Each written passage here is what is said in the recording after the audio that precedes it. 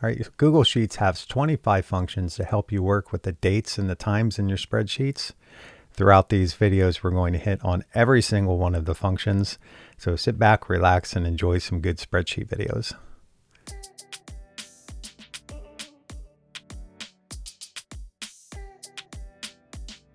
Okay, so I have a couple different formulas here to show you why you might want to use the date function. Dates work strangely in spreadsheets, and if you try to do something like this where you just think, I'll just type a date in and I'll subtract it from another date, it just doesn't work. Google Sheets thinks that you're trying to do 3 divided by 11 divided by 2015, etc. It does the math and it gives you a number, but the number's not what you wanted. Or if you're a person that uses dashes to show dates, it's going to do the math on that as well. It's going to try to subtract it. What you want to do is, well, there's 2 ways to work around it. You can either put quotes around the date values, or you could use a date function. So here's a date function shown as text, and I just did that by putting a little single quote at the beginning of it. The cell just has it typed into it. This is 2 dates, 1 day apart. You subtract the 2 and you get 1. And now we'll move on to more of a real world example. I just tried to cook one up here. I'm acting like I have a spreadsheet with columns for years, months, and days. So for whatever reason, that's the way that you have it and you want to work with it. And the date function is perfect here. So the date function takes 3 arguments, and click on it here, the year, the month, and the day, and just turns it into a date. The way I'm doing this one is that I'm combining it with the today function that returns a date as of the day that you're looking at the spreadsheet. So if you want to go back here tomorrow, this value would be changed.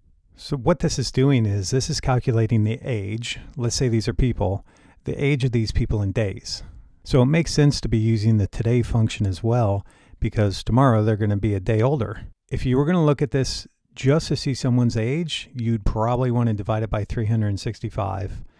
But an even better way to do it would be to use the DATEDIF function, which is a bit off track because it's not the date function, but it can take the difference between 2 dates, as you can see here, and you could do the output just in years or a combination of any other units. So keep that in mind with what you're doing. It may work better than a combination with the date function. But that's mostly what the date function does. It's a function to get numbers in the right format and then allow you to build a bigger formula on top of that.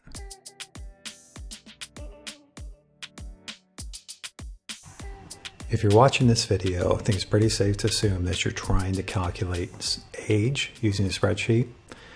And you've probably looked around the internet and found formulas that'll do it, but they're really long and complicated. And Google Sheets has a formula that'll do this for you with this in mind. So it's relatively simple because when you're calculating age, you really only need a few inputs and a couple variables. So the formula that does it is called DATEDIF or date difference. And if you look in one of the cells down here, you could see I have it.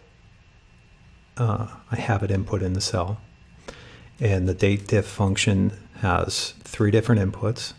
The first one is a start date, so I've referenced the date of birth in this case. The second one is the end date, so I've referenced this column. And the third one is the unit, and we're going to talk more about that later. This shared spreadsheet is available. If you go to my website, I'm going to show you a link for it, and search for Calculate Age. You can click on it, it'll bring you to the Google Sheet, and feel free to copy the spreadsheet and use it however you want. I've laid it out in a way that it's meant to show you what the different units do and how you can string them together if you want. So this is the beginning data, and I recycle this data throughout. In the first row, I'm going to show you how to end up with age by years, months, and days. This person is 17 years old, 7 years old, and 7 months, and 5 days. So these functions know that you've already calculated the years, and this one knows you only want days in that last month. So how you do this is the years is the DATEDIF formula with a Y as a unit. This next one is YM, and this next one is MD. What YM and MD really stand for, I'm not really sure, but it doesn't matter because now you know what they do. You can string these together. If you want it readable in English, you can string them together using concatenate. And I just did that by looking up the value in cell D14, and which means joining it with the string that says space, years, comma, space, and then repeating the same process. I'm joining the months, and then I'm joining the days, and that presents it this way. Now let's go down to an explanation of what the M unit is and the MD unit. The M is the number of whole months this person is, and the MD is the days after the month. You see, it's the same function as we used right here, but it makes sense to trail after this if you want months and days. If you want years and days, that's when you would use the YD function. So this person's 17 years old and then 217 days old in that last year. And then the last function is just a D. All it does is calculate days. Now, this leads to a good illustration of how Google Sheets stores dates. I've already unformatted these. The date 8/28/16 is really just 42,610. It's an integer. 123,899 is really just this. So if you use the DATEDIF function, it tells you the number of days. But really, since they're just integers, you can just subtract the two. You can subtract 2, that'll get you days. You can't really subtract the 2 and divide by 365 for years, though, because of leap year. And you certainly can't do any of these more advanced functions. So the DATEDIF function in Google Sheets is really helpful. It's powerful. If all you're trying to do is sort a large table of data by its age, and you only need to do probably this last simple formula. But if you want it readable, if you want it in years, months, days, the DATEDIF function comes in handy. So the DATEVALUE function is what we're going to look at right now.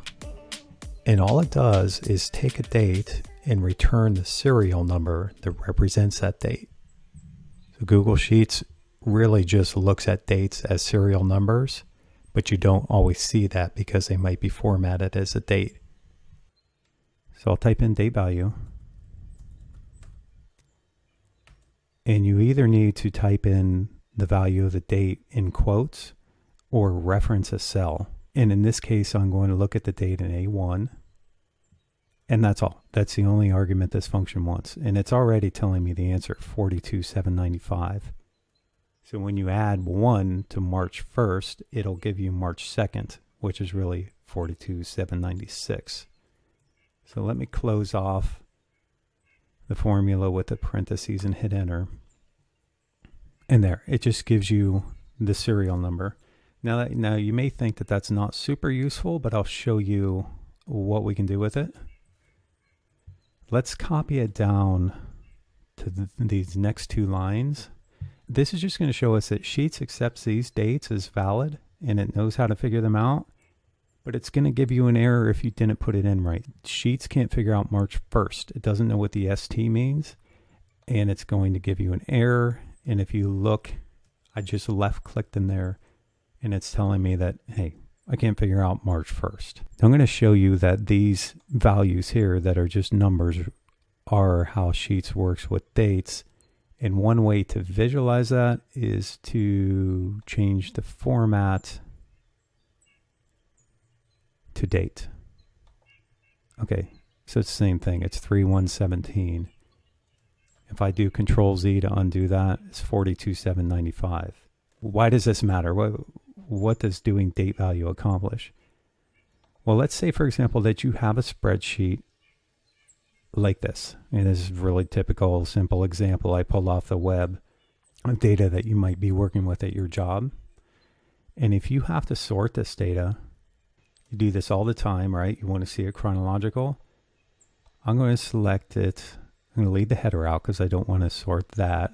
I'll select this range. And I'll go to the menu. I'll do sort that range by column A. And what I'm expecting is column A will be sorted chronologically. So January 6th should come first. May 5th should come last. And if I do this sort, it didn't work the way I expected. So you look at the end and the January 23rd should be the second in line. The way to figure this out beforehand is to use the DATEVALUE function. I'll show you what I mean. We put it in here to check all of these before we sort it. So we'll just do DATEVALUE on the first cell, which is A4. Then I'm going to go into that cell again. I'm going to drag it down to the bottom, which just puts that formula in every cell and adjusts the range. So this one's looking at A5, A6. Every time this function returns a number, you know the date's valid because Sheets can figure it out and it gives you the serial number that represents the date. If it returns an error, you know there's something wrong with the date. So each one that gives you an error, you can go in and look at it and see what's wrong with it, fix it, and it'll sort right.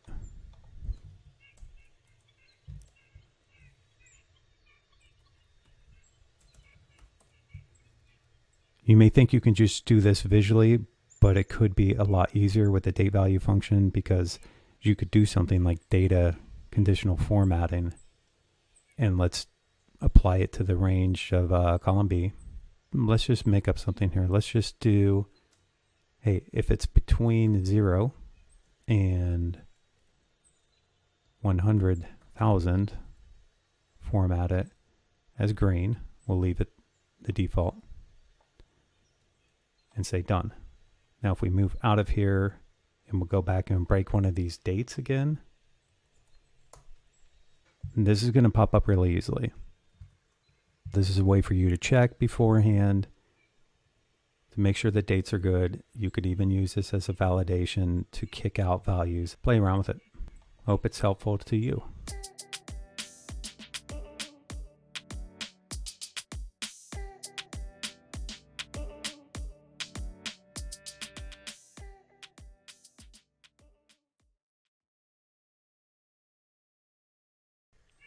So Google Sheets has several date functions built in that just extract different parts from a date.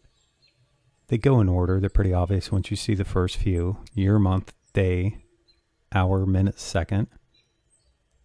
A date and a time in Google Sheets can have all of these elements or just a few, and they're represented by a number. And let's use this chart to figure out exactly what's going on behind the scenes when Google Sheets is getting a date. So the first example is just a regular date typed in with slashes. Sheets sees this just like you would expect it would. July 30th, 2016. Underneath, it's really just 42,581, which is the way Sheets stores numbers so that it can do arithmetic on them. But if you format it as a date, you're going to see July 30th. The next one just shows that if you use dashes, it still recognizes it. The third example is the way that you type in an exact day and time into Sheets. I did it by using slashes like what's in row 7 and then just typing in the time. It's able to extract all of that. And if, for example, you just want the hour, it gives you the hour in military time. So it's 1400 hour. There's no AM and PM, so it has to use 24-hour day. The next example just shows that you can type it in English and it'll recognize it the exact same way that it does in rows 7 and 8. But then row 11 is going to show you how it does times without a date. So when it does a time, it puts it at 1899. This is a starting point for Google Sheets where it starts its serial numbering for dates. If you go before this, it uses negative numbers. But if you use no date and just a time, it puts you in 1899, December 30th, 1899. This function's kind of interesting because I'm combining things. So here I use the now function, which returns what it is right now. So you can tell when I'm doing this on a Sunday afternoon, and it's splitting that apart. So if I were to refresh this and come in later, that second value would change. Actually, let me refresh this right now and see what happens. 14, 16, 33. I hit F5 to refresh it. 14, 16, 28. Just me, I think we just traveled back in time. Oh, there we go. So it refreshed. Now function, you're watching it live, how it works. Pretty cool. This is the today function, and it returns just today's date. So if you look, the hour, minute, second are blank. Oh, so for 8, it's purposely blank, and that shows you that if it's blank, it's the same as typing a 0. Let me type in a 0. Still December 30th, 1899. So if you just move that up by 1, it moves you to December 31st, same year. If you do a quarter, this will just help you understand how it stores time a little bit better. It's still that 1899 date, but then if you format this as, time, made it 6 a.m., which is a quarter of a day. And you can see that here as well, 6 a.m. And also, I thought it was interesting if I just type in a number, because underneath it's actually working in numbers. If you type in 43,000, Sheets can tell you, hey, if this was a date, it'd be September 22nd, 2017.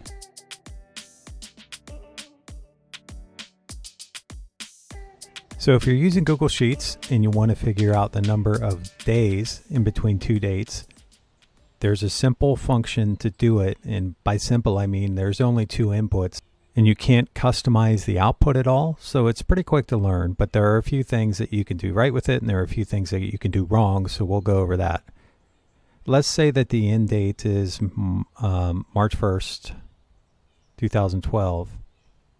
And one of the things to notice is that I'm putting the dates in quotes. If you're typing the dates directly in instead of using a cell reference, you have to do it that way or it won't work. And use a comma to separate the 2 values. And the second thing you might be noticing right now is that first it wants the end date and then it wants the start date. So this function is built, in my mind, it's built backwards, and you have to keep that in mind too. So let's start it on whatever, April 1st, 2011. And you should close it up with the ending parentheses. And there, 335 days. So that's the days function in its simplest form. One thing to keep in mind is if you want anything other than days, if you want months or years, I would use the DATEDIF function. So that's DATEDIF. But that's not what this video is about. So we're just going to do days. So let's go over a couple other scenarios and some common mistakes. I'm going to delete that. We're going to go up. I have some things laid out. This is using the days function with cell references, which I'm guessing you would usually be doing because you have dates in your spreadsheet. You're trying to figure out the difference. So the first one starts in 16, goes to 17. It's a year and 1 day. And again, I had to put C7 first, even though that's the ending date. This second line just shows you that it does take slightly different inputs. As long as Google Sheets can translate it into a date value, it'll do it. So you can use dashes or you can use slashes, either one. But some common errors that you can get, one is the pound sign and value, an exclamation point. That's saying, hey, at least one of these isn't a date. So I can't tell the difference between the two because I don't know what you're talking about. Google Sheets doesn't know what the other day is. You could type in here yesterday. You could type in here September 1st, 2010, but misspell September. All of those are going to give you a pound value. And if you hover your mouse over it, it tries to tell you what it means. It says, hey, it expects a number value, but that's text. If this really was a valid date, Google Sheets is going to see it as a number, but it's not. That's the same thing I'm doing in this next row where there's no such thing as November 35th. You can also get a little hint of that because it shifts it to the left a lot of times if it's not a valid date. So if you type it in and you notice that one of them's left aligned and the others are right aligned, it's Google Sheets isn't seeing it as a date. And then the other error that you can get is that Google Sheets is saying, well, both of these are numbers, but this number can't translate into a date. Dates are stored in Google Sheets as serial numbers, but they don't go this high. So for example, if I were to type in 42,369, which happens to be December 31st, 2015, and type in enter, it can evaluate this function. Now you might say, well, how can it subtract a date and a number? How does it know that? How can it figure that out? Well, this December 1st, 2015 is also 42,000 and something, but it knows that it should display it as a date. So underneath, Google Sheets is always turning dates into numbers. This number happens to be in the range that makes sense to Sheets. So that should cover all of the ways to use the days function. And again, just use it if you're trying to figure out the number of days between two values. If you want anything more complicated, probably use the DATEDIF function. And Google Sheets also has a function that's just called minus. And this will do the same thing. Minus and then put in the two values. It'll give you the number of days in between them.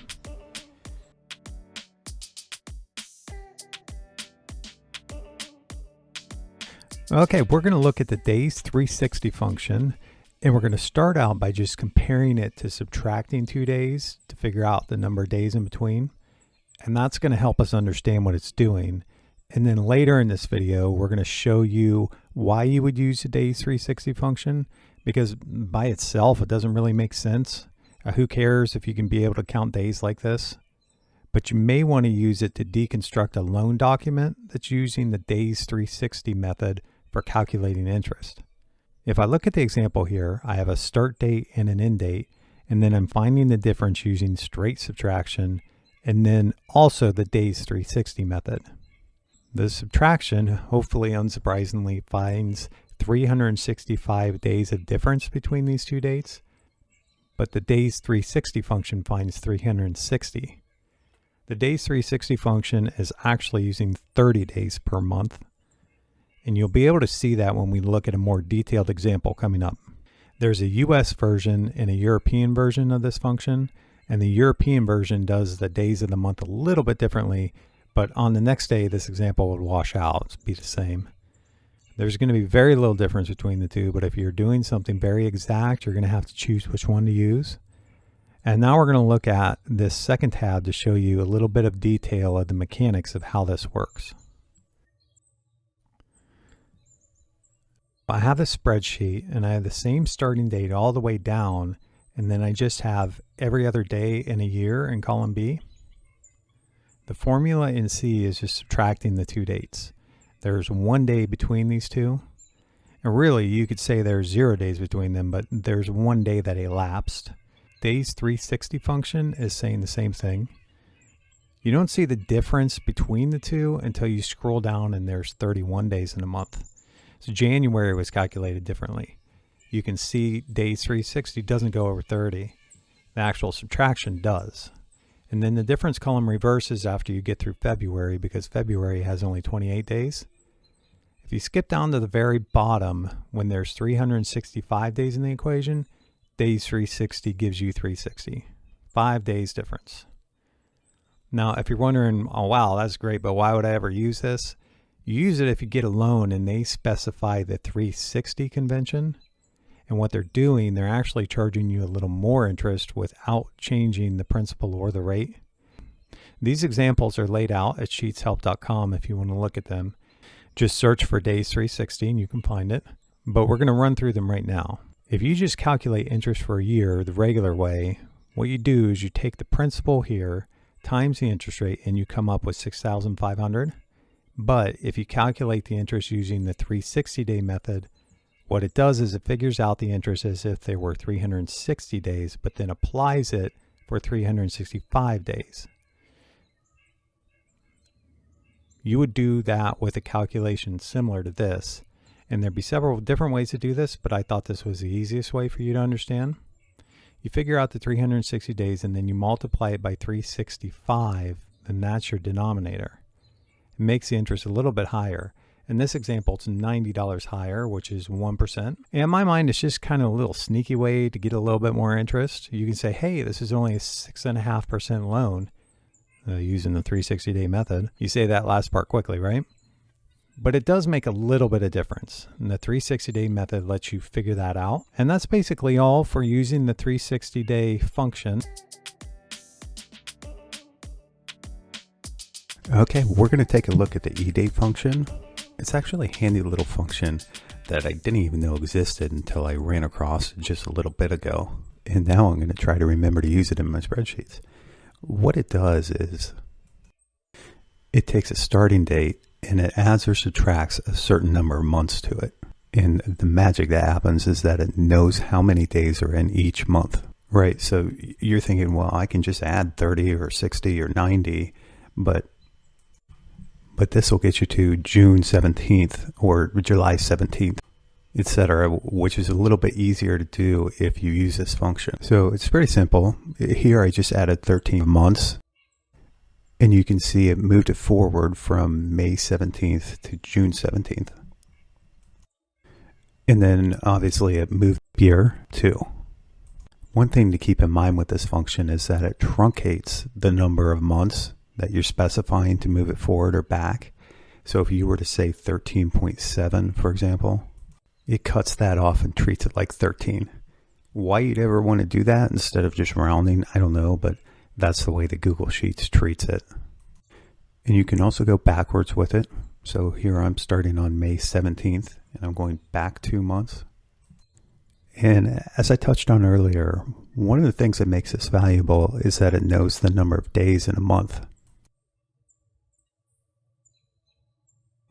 So if you want to advance May 17th by 3 months, you can do it just by basically saying, look at this date and go forward 3 months. Or you could look at a calendar and try to figure out the number of days in a month. Pretty sure the first one's easier. And so as a little test, I picked a leap year, and this again shows how this function is useful.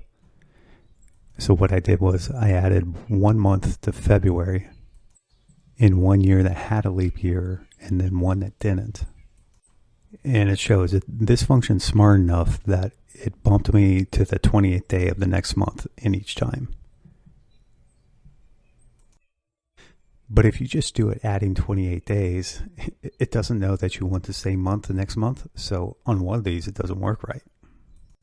So that's just a basic illustration of EDATE. Typically, when you're going to be using it, it's going to be in a more complex spreadsheet. But I think it's easier just to show you how it works at a low level. So one thing to really pay attention to here is that you have quotes around the dates. If I take these quotes out, the function is going to blow up. What it tried to do here was take 5 divided by 17 divided by 2017, and obviously that's not what you wanted to have happen. So when you're in Google Sheets, there's a couple ways to deal with dates. One of them is to put in quotes. Another one is to put the date in another cell and then reference it over. So this is what I mean by that. So in that cell, you don't have to have quotes on that. See, if you put in the reference to cell E6, that works as well. And then there's a third way to input the date too. So we talked about the quotes. You can do a cell reference, or you can wrap a date function inside of this function. It would be something like that, and then it would want the year, the month, and the day. So that should pretty much cover the basic functionality of the EDATE function. In and of itself, it's not that complicated, but you usually want to use it in a bigger scenario to save yourself time and really to be more accurate over time.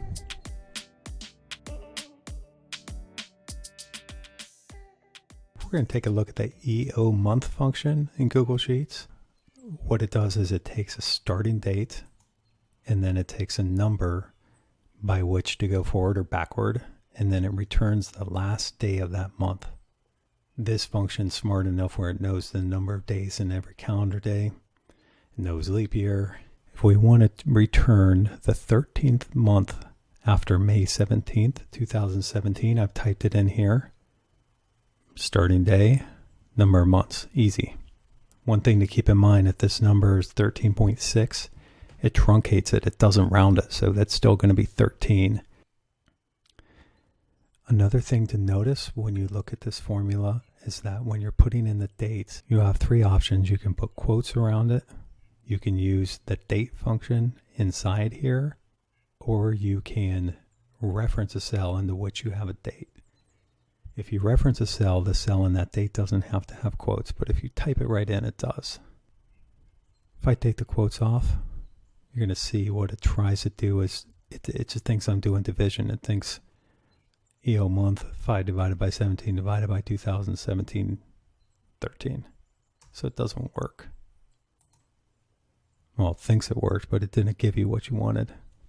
And another little tip that might help you out in understanding this is that's showing a date, but in spreadsheets, they're all actually just numbers. That's really 43,281. But because you're using a date function, the spreadsheet's smart enough to format it like a date so you can see it that way. I think this is a good example where you may use the EOMONTH function. Say, for example, you have an HR department and a lot of your benefits go into effect on the last day of the month, say 2 months after someone starts. Well, if you use the EOMONTH function, then you can have a list of the eligibility dates for these employees. So if one started on January 13th, one started on January 30th, both of them will become eligible on the same day, and this formula is going to figure that out for you. And you can see here, to input the date, I use the cell reference. There's no quote. You don't need any quotes if you do it that way. Okay, if you're using Google Sheets and you want to find the week number of a certain date, ISOWEEKNUM might be the right function for you. Might be. So we're going to look at an example here. If we want to find the week number of March 4th, 2016, let's try ISOWEEKNUM. So the ISO calendar is a little bit different than the US calendar. And the big difference that this function is taking into consideration is that these weeks start on Monday. So if you have a date that's a Sunday, if you're using just the week number function instead of the ISOWEEKNUM, it's going to come up with a different result. But in this case, let's look up March 4th, 2016. It's pretty easy what's going on here. Just close the parentheses. It's going to return a number. So this is the 9th week of 2016. It's starting over at counting 1 on the first week of that year that contains a Thursday, and each week is starting on a Monday. Now this function works just fine, right? But you'll notice if you do ISO week number and you just type in 3/4/16, it's not going to work right. It looks like it's working right. It returns a number that could be the result. But what this is doing ISO week number 3 divided by 4 divided by 16. So there's only 3 ways in which you can get this to work right. You can do it as a cell reference, like I had it set up before. So if you just do it as B7 and type enter, that returns 9. You could put the date in quotes. So if you put a quote in here and do 3/4/16, and let's hit enter, that also returns 9. The third way to do these date functions so that you get an accurate result is to put it together with another date related function inside of it. So let's go down to cell E13 and look at how I'm getting this result. I'm using a date function inside of ISOWEEKNUM. So ISOWEEKNUM is looking for a valid date. Well, if you're using a date function inside of it that's set up properly, it's automatically going to return something that makes sense to ISOWEEKNUM, and it can use that. And then here I've set it up so that the day, month, and year are in separate cells. This may be the case depending on what data you're starting with. And this would be how to combine them. So take the ISOWEEKNUM, put the year, month, and day together, and that'll give you your result. So if you're looking to count week numbers, but you want to start the weeks on Sunday instead of Monday, look into the WEEKNUM function instead of the ISOWEEKNUM. It works very similar, but with that little difference. Okay, if you're using Google Sheets and you have two dates and you want to count the number of work days in between them, there's a couple functions that you can use to do it, and you can just use two dates and that's all. But if you want to get more advanced, we can also look at excluding holidays and even defining which days are your weekends if they're not Saturday and Sunday. We'll just start out with the easiest way. We're going to use NETWORKDAYS, and don't use the international one yet. That one has complexities if you don't need them, you don't want to use. And the helper text comes up and it says, first we want the start date, then give us the end date, and then optionally give us any holidays. So we'll just start by a start date, A2, and then we'll go into B2 and just close it off with the parentheses at that point and hit enter. And it's 21 days. So this is not just 21 days in between the two, but it's 21 work days. And if that's all you need to do, then you're done. Now, if you want to put the dates directly into this formula instead of using cell references, just be careful. You have to surround them with quotes. But if you have them in other cells and you're referencing them, it should work fine. So I hid a few columns here and I hid some rows we're going to look at, but I'm going to hide the others so I don't fry your eyes. Okay, and let's look at a few little bit more complicated examples. Same start date and end date, but then we defined some holidays. We're going to do this for two different formulas here. We defined some holidays. This one has one, but this one has two, three. We're not going to delve into the weekends yet. That's going to be for NETWORKDAYS International. That'll be next. But let's do NETWORKDAYS. And again, once a start date and the end date. And I'm actually going to zoom out so that little helper text isn't taking up the whole screen. All right, so we're going to do A3 and B3. So if you have a holiday and you just have one, just put it in a cell and reference it. 2,058 days. Now, if you want to be sure that that's not counting every day, just use the days function. But be careful, days function's backwards. It wants the end date first. So do B3 and then A3. And you can see it's going to come up with a much larger number.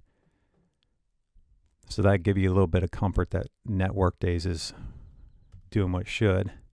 If you have more than one holiday, you can reference it in range. So if you do NETWORKDAYS, you can also do an array, but that's, I think, a little bit more complicated than we need for at least these examples. So A4, B4, and then just define the range. So it starts in C4 and it goes down to D5. You could also do that with your mouse. So after you typed B4 and hit a comma, then you would just go over here and highlight this area with your mouse. If I hit enter, you see it's just a couple days less than the one above. But be careful. So this is a range of several years, right? But these holidays are just specific dates. And it's not going to work if you just define it as July 4th with no date. So you'd have to repeat these holidays for every year. Let's do one more example of NETWORKDAYS and I'll just show you an error. Reference a cell that actually doesn't have a valid date. It's going to give you an error, a pound value error in this instance, and it says, look, NETWORKDAYS, the second parameter, expects a date, but you gave it something called tomorrow, and I don't know what that is. So you just go in here and put in the actual date. So we could just do today +1, which would be tomorrow. Done. Wasn't that fancy. Didn't happen to work because the start date's earlier, but that's how you could get tomorrow. Okay, now if you want to do weekends, use NETWORKDAYS International. So if I just start typing there, it's going to be listed down here. So it does the number of days between two dates, but then you can specify the weekends. And we don't have to do too many of these to show you what's happening with it, but I do want to show you how you do the weekends because it's kind of quirky. Because apparently throughout the world they want to call different days weekends. do start date and end date, and then they want the weekends. So it's put in the middle. I would have expected it to be after holidays, but it's not. So just look for that. We're going to do cell E7, and I'll come back and explain what's happening in E7. And then let's just throw in a holiday for good measure. I'm going to close it off with the parentheses and hit enter. And this calculated is 2059. So that's going to be the same number because you still specify 2 weekends.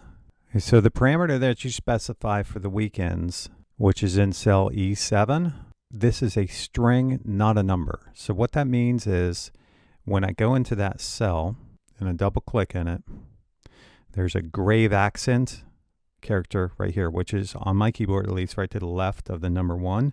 And that tells Google Sheets, look, what I'm typing after this is not a number, treat it like text. And each of these spaces is a day. This is Monday, starts on Monday. Monday, Tuesday, Wednesday, etc. So if it's what I would consider normal weekends, it's ending in 2 ones. If Friday is also a weekend, change it to that. And that's all there really is to counting the number of work days in between 2 dates. Sometimes when you're using Google Sheets, you want the formulas that you're using to be aware of today's date or today's date and time, or sometime relative to that. All right. So if you close a sheet, look at it again tomorrow, it's going to update with that day's date. So we're going to go over 2 functions right now that are going to allow you to do that. The first one is the today function, which just gives you the value of today's date, and now function, which will be the date and the time. So first, let's talk about what that means. So if I come into here and I type today, and you do an opening and a closing parentheses with nothing ever in the middle of them. You need those parentheses just because all the functions in Google Sheets need parentheses, so they want to keep that format. So you close it off and hit enter, and it just returns the value of the current day, puts it in the cell. So being used on its own, it's really simple, and you might think, why would I ever do that, right? But we'll go through some examples that'll make it a little bit more obvious about the different things that you can do with it. But let's just do one little tweak now. So we'll do today again. So this is what we just did. But let's say you want yesterday, or you want tomorrow, you want last week. An easy way to do that is just say, if you want yesterday, just do -1, right? So that just ticks it back 1. So that might start to give you some ideas of how you could use this.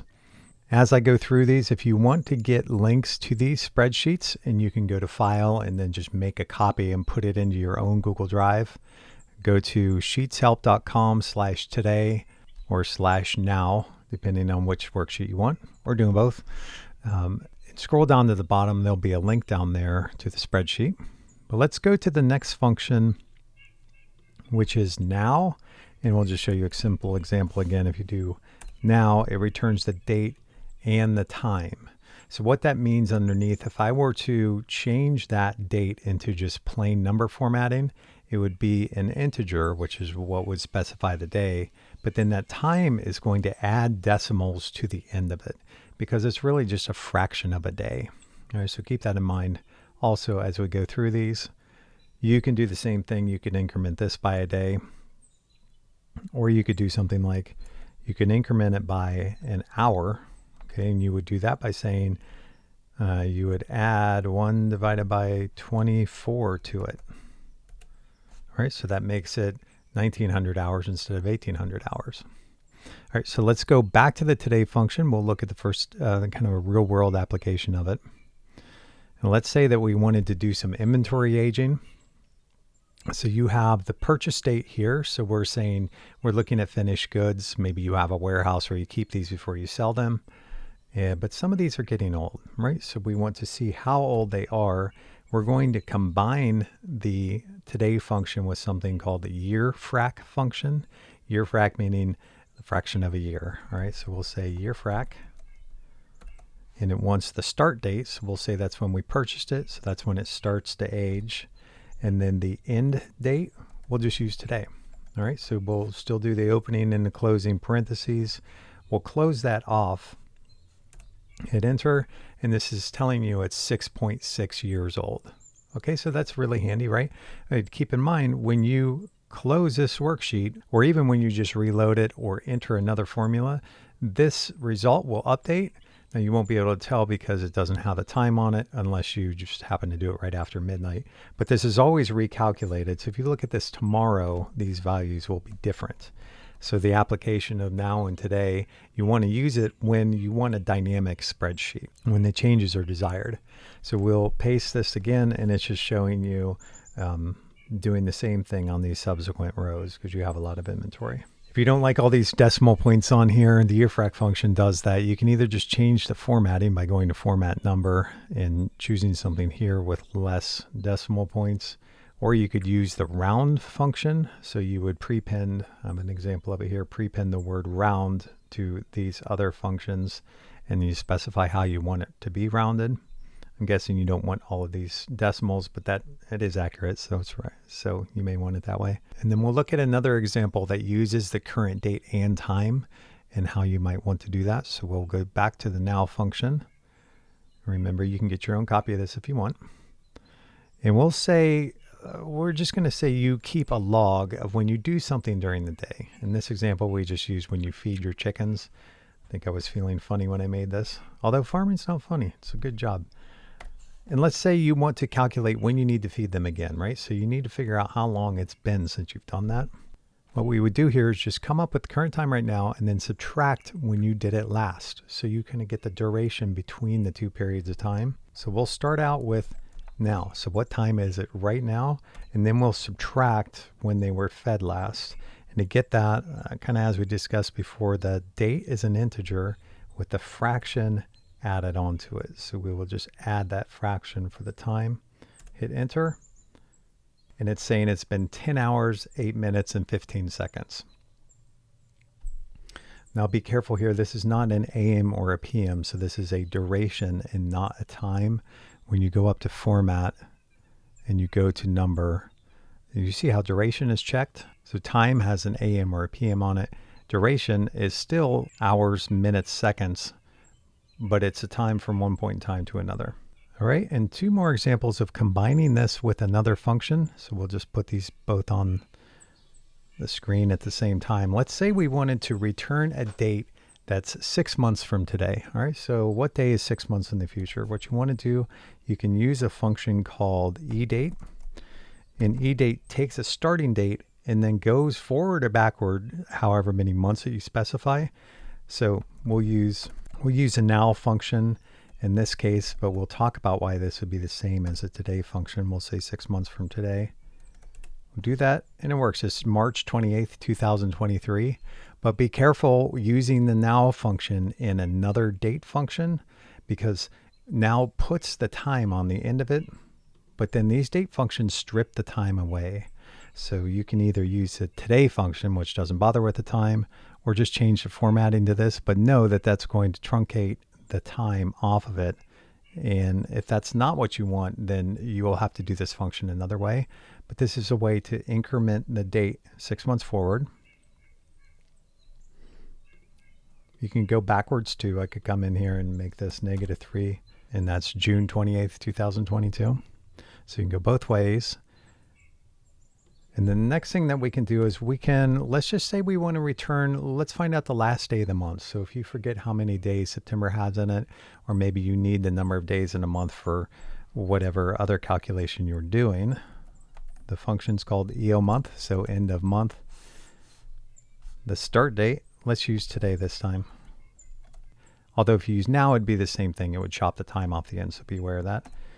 And let's say the last day of the month. So this month, so this function can move backward and forward, but in this case, we're just going to say 0. So this month, hit enter, and it tells you that there's 30 days in September.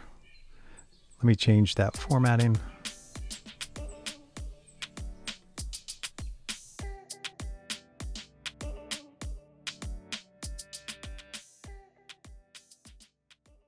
Google Sheets has a time function, and what it does is it takes 3 numbers and it converts them to a time that's usable in a spreadsheet. And the actual function itself isn't that complicated, but it gets a little bit tricky with what you can put into it and how the time comes out. So we'll just hit the equals button and I will type time.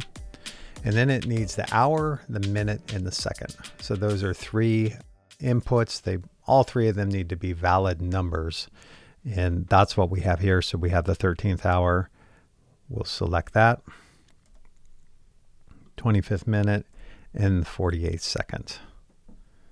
So one thing you might be wondering about already is the hour is 13.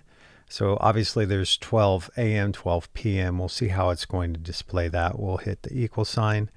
And it takes the 13th hour, rolls it over into 1 p.m. And it displayed this right. So it guessed correctly.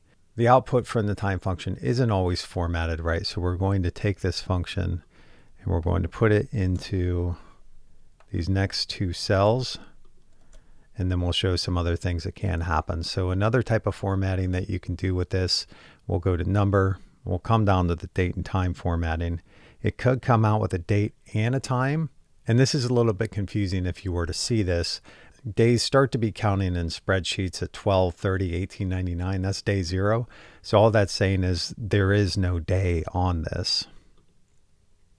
And then the last way to look at this, which I think helps you understand what times really are, is when you go to format and number again. If you just change it to a number and not a date, it's just a decimal. So 0.56 means that 1:25 p.m. is 56/100ths of the way through the day. Okay, and so this is a longer decimal. If you want to show more decimals, they'll just keep going. And when you do math with times, it's actually using these decimal numbers. All right, so we'll move on, talk about some other things with it, and we'll circle back to actually doing a little bit of math with the times. In our next example, so I'm grabbing these from a template that you can find online at sheetshelp.com/time. It's all about this function. And you can follow along. We will grab this one. And this example is going to show you what happens. It's actually the same inputs, but the minute is just a 25.1. And if you look at the time now, before I hit enter, it's 1:25:48, right? But I'm changing the minute value. I hit enter, and it doesn't change the time. So that's one of the weird things that happens with the time function, is that it truncates any decimals that you use as inputs. So 25.1 in this case is equal to 25. Same thing would happen with 25.9.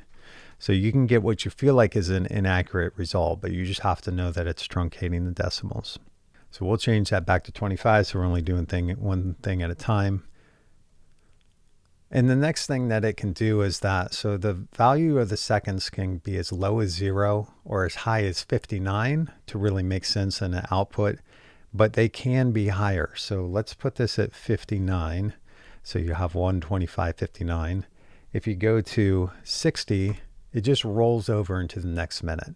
Okay, so it can be, let's say 6,000, 60,000, and it will just figure out that many seconds and roll it into the time.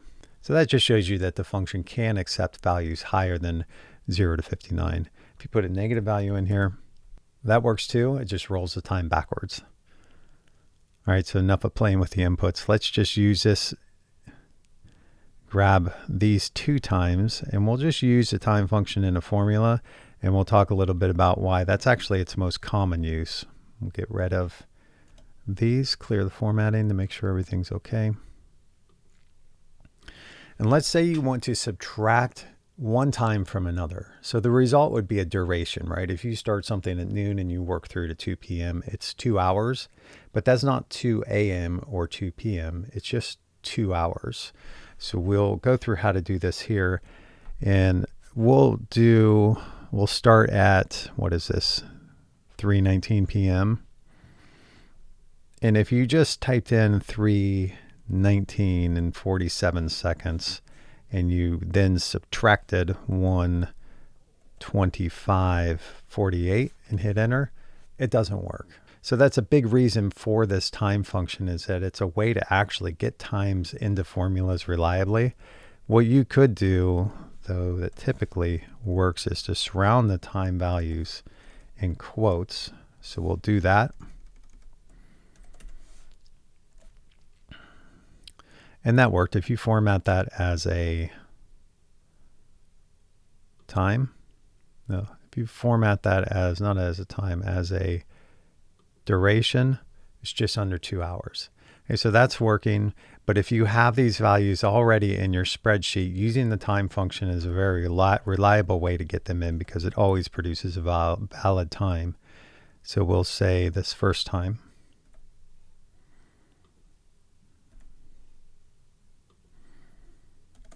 Minus the second time value. So the difference between the two of them.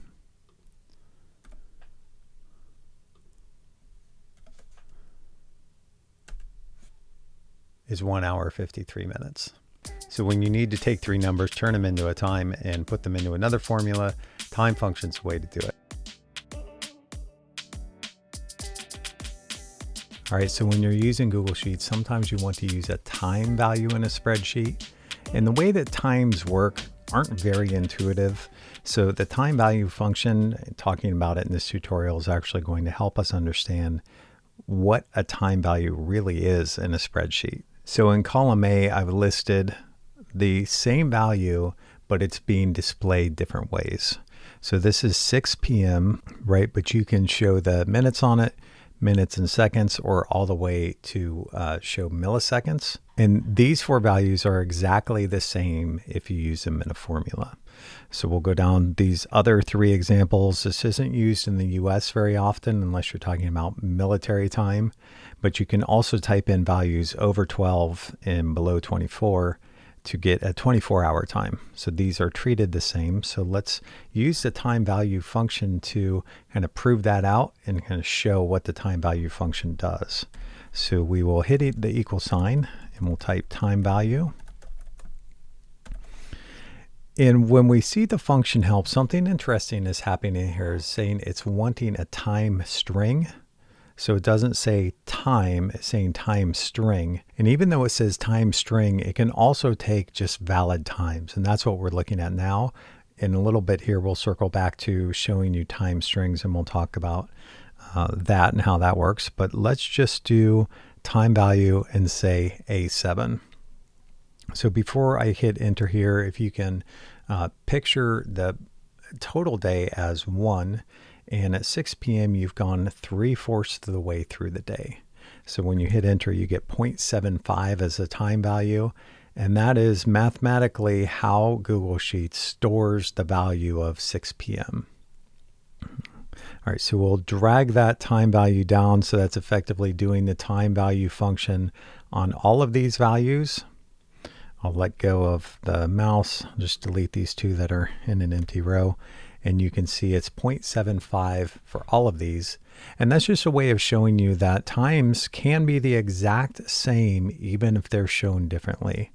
So these can be controlled by going to Format, Number, and then coming down to Custom Date and Time. And then when you use this drop down here, you can customize the hours, minutes, seconds, whether or not it shows milliseconds. And if you leave AM, PM off, it's going to do a 24-hour time. And what we're working with mostly in this tutorial is the time of day.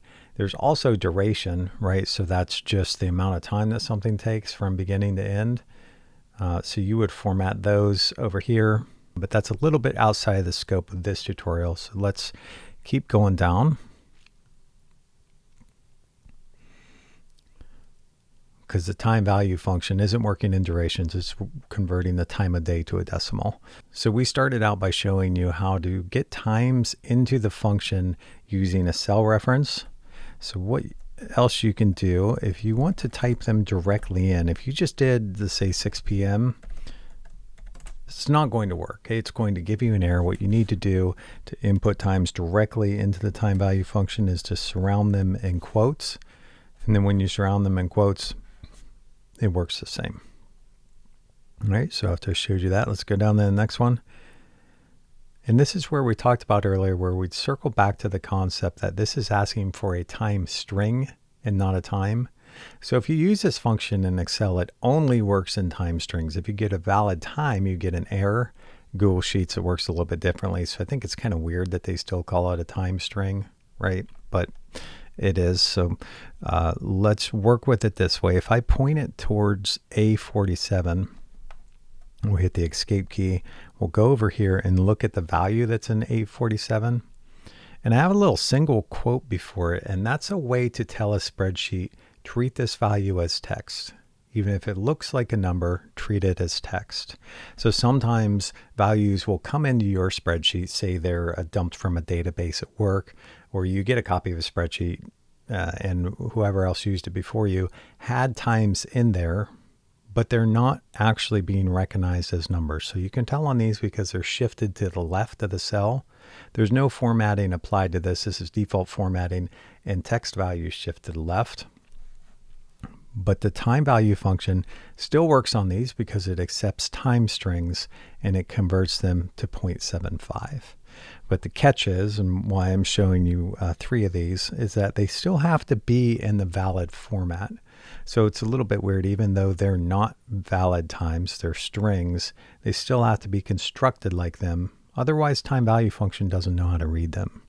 So you will get an error if you have something that, 6 o'clock, you might know what that means, but Google Sheets doesn't because it's not in one of these. We'll scroll back up. Formats like this. All right. So we'll move on to the next example of the time value function. And that is that it can pull representations of time out of a longer string. So here you see we want to grab the 1800 out of this longer string of characters. We'll do that by using the mid function. So grab something from the middle, and the string is A67. And then we'll say we're going to start it at the 5th character. That's where the 18 starts. And we're going to go 8 digits. That'll grab the entire thing. So you see by this blue font that's showing these blue characters that it's converting to 1800.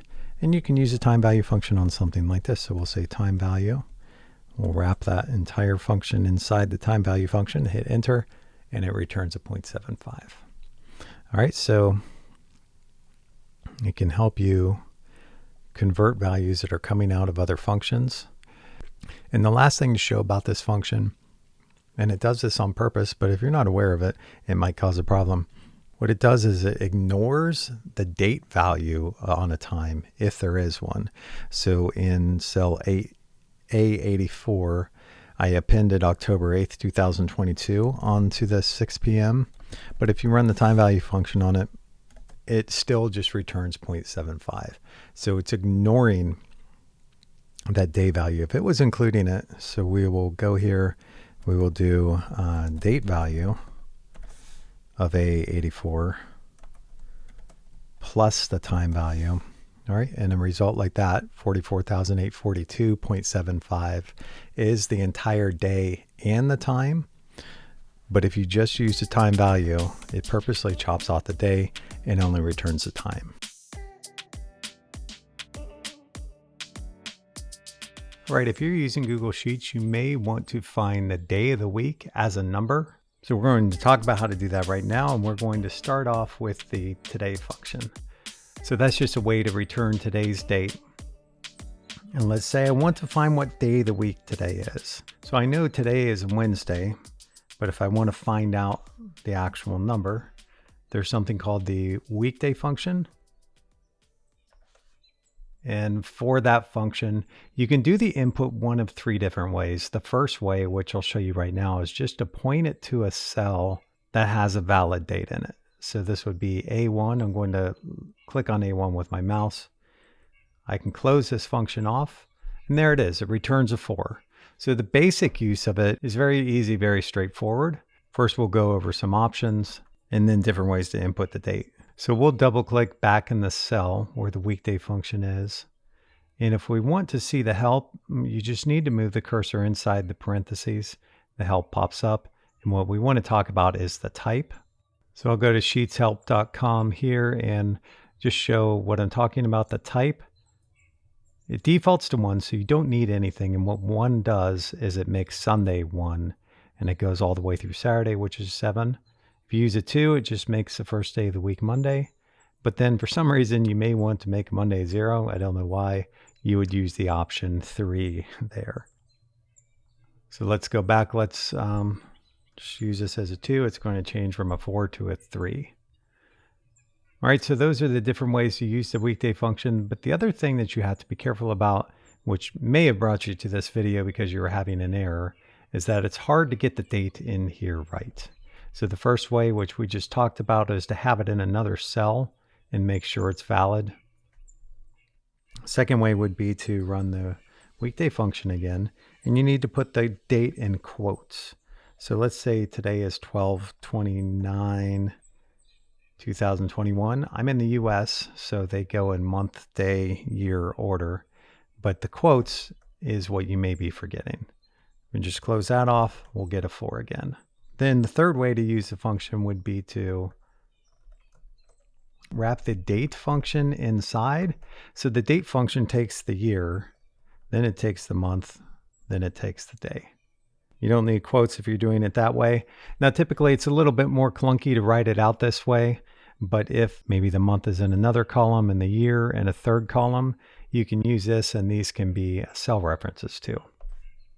All right, so those are the 3 different ways to enter the date.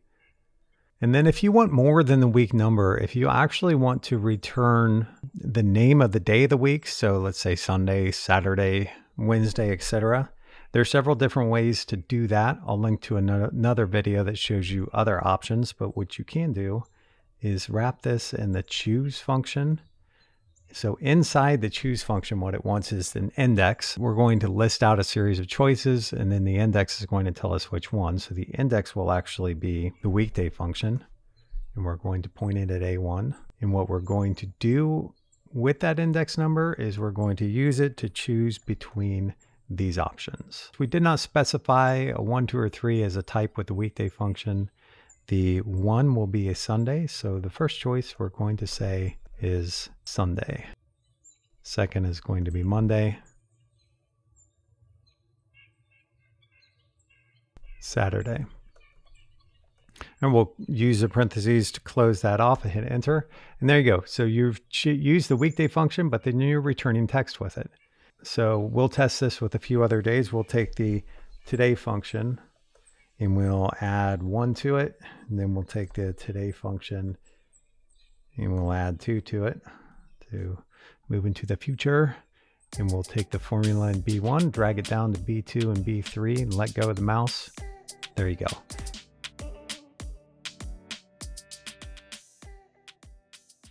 All right, if you're using Google Sheets and you want to find the number of the week of a specific date, we're going to go over the WEEKNUM function right now. And its basic usage is pretty straightforward, so that's what we'll do first.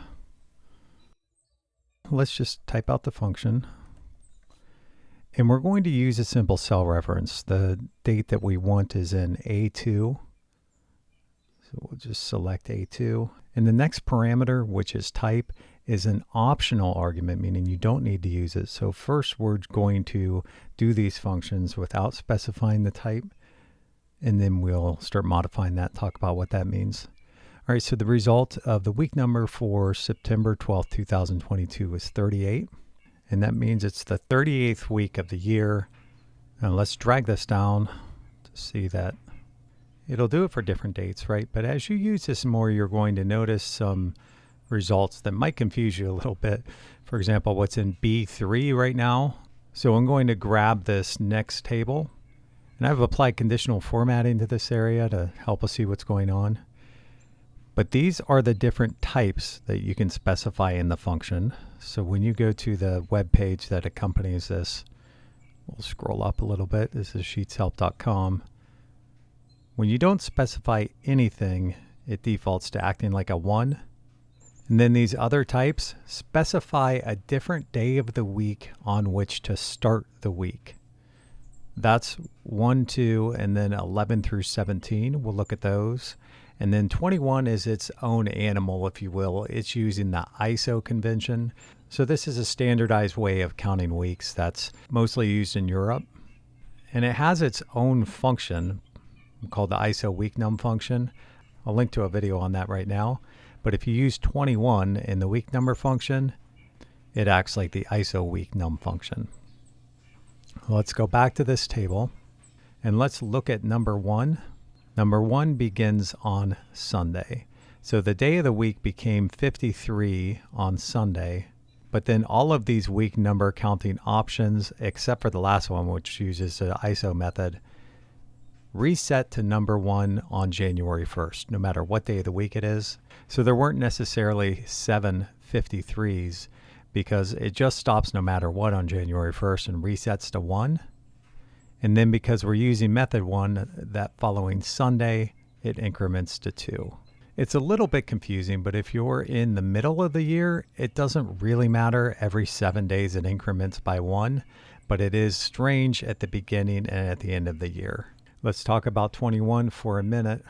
2 things are happening here. One, the week begins on Monday in 21. And then the next thing is that the first week number of the year is the week that contains the first Thursday. All right, so this Thursday is on January 1st. The other odd thing that goes on with number 21 is that it can even go back into the previous year with week 1. So the total number of weeks you can see only got to 52 with the 21 specified. And then it started at 1 before it was even 2026. So looking at this table, I think can help you figure it out, but a few of the guidelines to keep in mind. Let's go back to the website. Are that if you're using 1 through 17, it can result in less than 7 days around the beginning and the end of the year. And if you're using 21, the week can start in the previous year. 1 through 17 start on the week that you specify with the type number. 21 always starts on Monday. Let's say we want to find out what day is 30 work days after December 1st. So I copy and pasted the calendars here, and I got these just when you double click in a cell that has a valid date, they'll pop up in Google Sheets, but I copy and pasted 2 of them because this spans 2 months. So let's look at the actual function. You just type out Workday, and the inputs are the start date. So here I'm just referencing a cell with the date in it, and then the second input is just a number of days away. You can specify holidays, which we'll do in a minute too.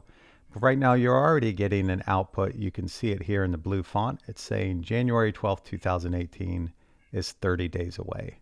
So we'll check that by starting on December 1st visually here. And each time we bump down a week, it's 5, right? So let's go 5, 10, 15, 20, 25, 30. That's January 12th. All right, nice and easy. That function's working. We'll escape out of that and let's cover briefly some problems that you can encounter. So if you're just typing in this function and you don't have a cell with a date in it, you can't just say 12/1/2017 and expect Google Sheets to know that. If you look here, you can already see, because these slashes are in black and the numbers are in blue, it's trying to do 12 divided by 1 divided by 2017. So just typing in a date isn't going to work. So what you can do, you can surround it in quotes. And you see how the color changed. That is already a valid date. So let's finish this one off with the same inputs. And that also returns January 12th, 2018. Now the third way to do this would be to use the date function. So let's say you have the value of 12 or December in a column and 1 somewhere else in 2017 somewhere else. You would use date and then give those inputs accordingly. We'll do that quickly here. 30 days away. Same output, January 12th, 2018. All right, so we're going to unhide some rows in this template that I think I already said it, but it's available at sheetshelp.com. There's a link in the description. And the next thing that you can do, let's double click on this function in D3, is that there's an optional third input. We'll expand this text that tells you how to use the formula, and that input is holidays. So you can specify a list of holidays. You can do more than one if you want. And here we just use a cell reference again. So we're going to do something interesting here where this function on D3 specifies Christmas here in the United States, right, as December 25th. But then in the next function, we are also going to say that we're not working on Christmas Eve. but these are returning the same output, and we'll talk about why. So when you come down, it's still the same starting date and there's still the same number of work days away. But when you specify December 25th as a holiday, but this output is 3 days further, but when you look, that's because the 12th of January was on a Friday and the 15th is on a Monday. But then when your company is so generous as to give you Christmas Eve off, you realize cynically that Christmas Eve is on a Sunday and you wouldn't be working that day anyway. So when you specify these two holidays, it gives you the same output. So this function is aware of which days lie on a weekend. All right, so that's the Workday function. And let's talk about Workday International. So we'll come up here and look at Workday International. We'll make this full screen again. And this has an additional input. So we will click on E2. And the Workday International function is the same as Workday at the beginning. It takes a start date and the number of days. And you can leave it at that if you want. So you can use this in the exact same way as Workday. But the next input, the weekends, are new. And what this allows you to do is just specify different weekends. Right? So if maybe you're running a factory and this cohort of people that you're calculating this for get Tuesday and Wednesday off because the machines run 7 days a week, you could specify those 2 days off as a number, and this would be the day number. So let's look at the website for Workday International. It's sheetshelp.com, and we'll come down and you specify the weekend using this number method. And this actually specifies what both days are. So what I say, Wednesday and Thursday. So if I said Tuesday and Wednesday, you would use a 4. If I said Wednesday and Thursday, you would use a 5. All right, and there's also single days as well. If you're feeling like you wanted to make things more complicated, you could also use a string method. But this method is actually kind of interesting. So you see there's 1, 2, 3, 4, 5, 6, 7 digits here, and you just turn them from a 0 to a 1 to specify if one of these days is becoming a weekend. So that one's even more flexible. All right, so if we come back to here, we are using the same inputs, but here we say there's only a 1 day weekend. And then that way you get those number of work days out of the way sooner. You're done January 5th, 2018.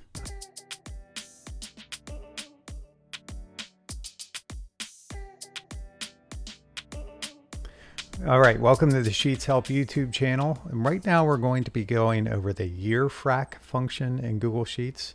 And you will use this if you have two dates and you want to find out the number of years, including the fraction of a year, between the two of them. All right, so we have some examples here.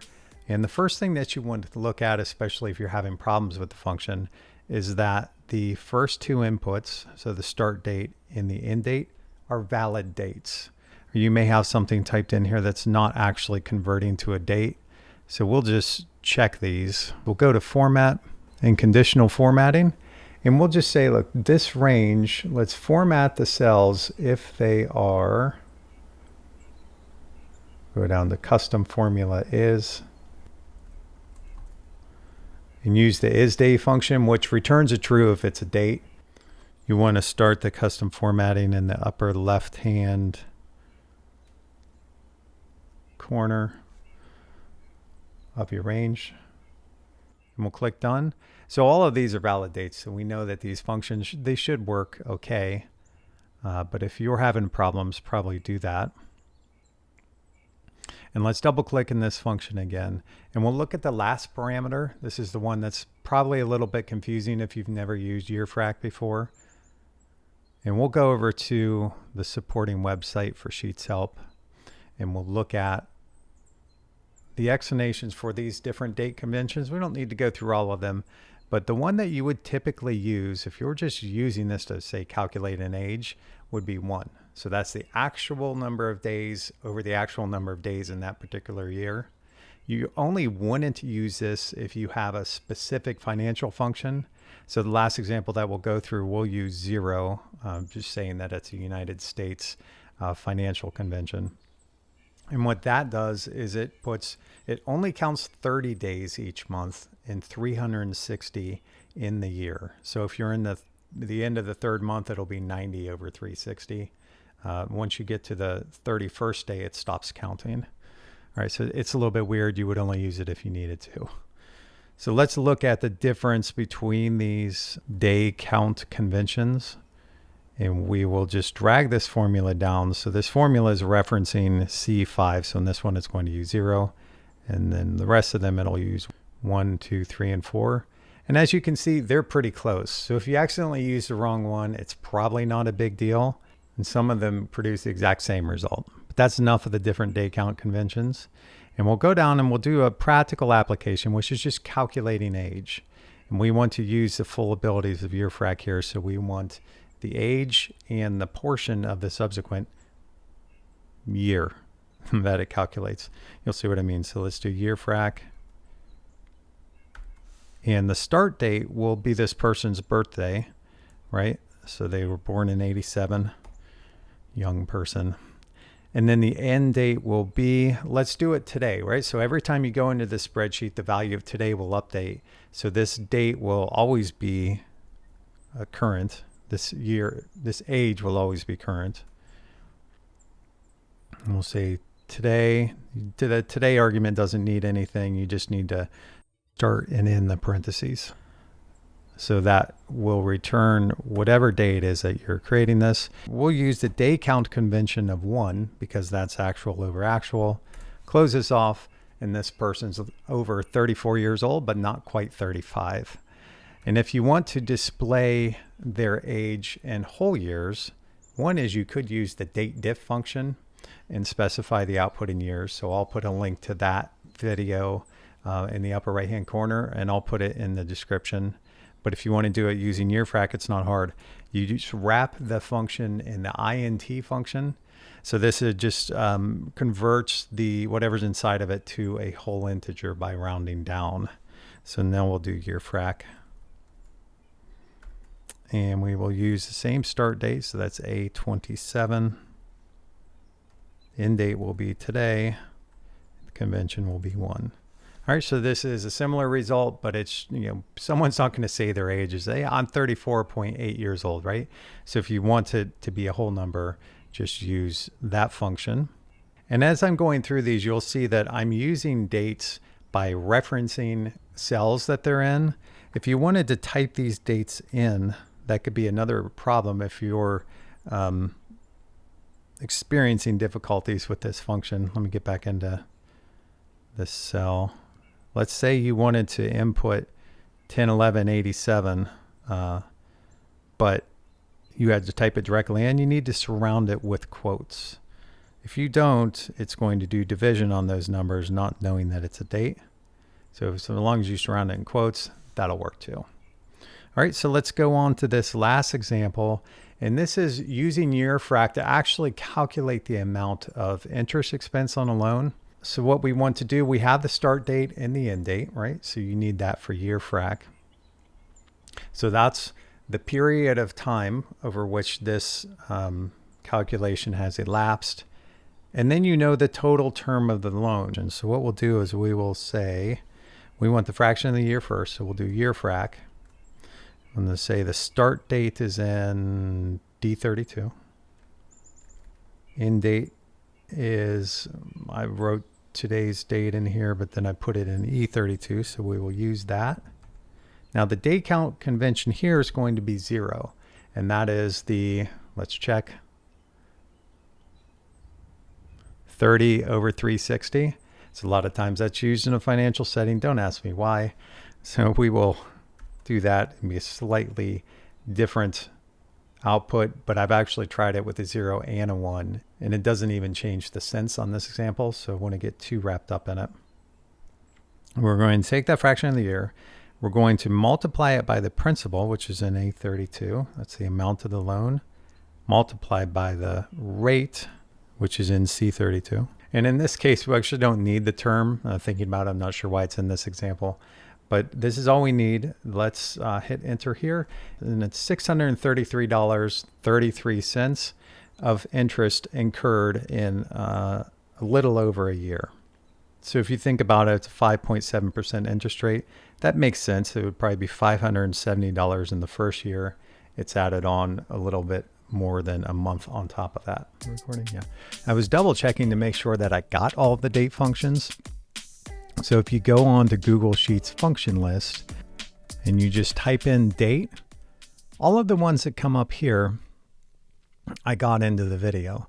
But if you go to the date function, or if you go back to Google Sheets and you do insert and you go to functions and you hover over date, there's one here called is date. So I counted these. I came up with 26. I thought, well, which one am I missing? So the is date function, depending on where in Google you look, should or should not be included in this video. But I'm pretty sure I've used it in at least one of the other videos, because all it does is checks to see if something is really a date. So I'm going to go ahead and take credit for that being in the videos anyway, even though I didn't list it on the list because it's in one source and not another. Anyway, I hope you enjoyed the video. I put together a playlist of some other videos on the Sheets Help YouTube channel. Check those out if you want to learn more about spreadsheets. Thanks for watching. It's good to have you along.